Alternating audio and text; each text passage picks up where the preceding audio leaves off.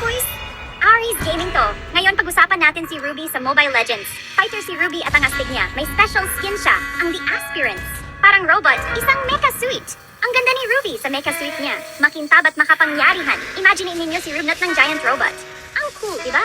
Mas masaya laruin si Ruby gamit ang skin na to. Parang nag-go-control ka ng totoong mecha sa game. At ang ganda pa ng itsura niya sa laban. Ready na ba kayong matuto tungkol kay Ruby? Tara! Ang galing ng mga skills ni Ruby. Ang first skill niya ay Be Good. Tatalon siya at iikot ang kanyang sight. Sobrang sakit nito sa kalaban. Ang second skill niya ay Don't Run, Don't Hide. Ibabato niya ang sight niya na parang boomerang.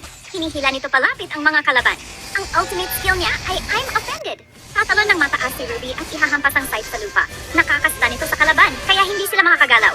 Kita niyo? Ang galing ng skills ni Ruby para umatake at kontrolin ang kalaban. Ang lakas niyang fighter! Para kay Ruby, ang pinakamagandang emblem ay Fighter Emblem. Pinapatibay at pinatagal nito si Ruby.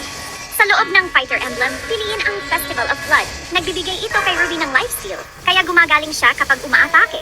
Nakakatulong ito para mabuhay siya ng mas matagal. Pwede rin ang Support Emblem. Nakakatulong ito kay Ruby para matulungan ang team niya. Piliin ang Pull Yourself Together para mabawasan ang cooldown ng skills niya. Ibig sabihin, mas madalas niyang magagamit ang skills niya. Mahirap kalabanin si Ruby, pero may mga paraan para matalo siya. Gumamit ng hero na kayang kontrolin siya, tulad ni na Eudora o Aurora. Kaya nila siyang i-stun para hindi niya magamit ang skills niya. Mag-ingat kapag ginamit ni Ruby ang second skill niya. Huwag masyadong lumapit, kundi hihilahin ka niya. Dumistan siya at umatake mula sa malayo. Hanggang dito na lang muna tayo ngayon. Salamat sa panood. Huwag kalimutang i-follow ang Aries Gaming para sa iba pang Mobile Legends tips and tricks. Kita-kits sa Land of Dawn!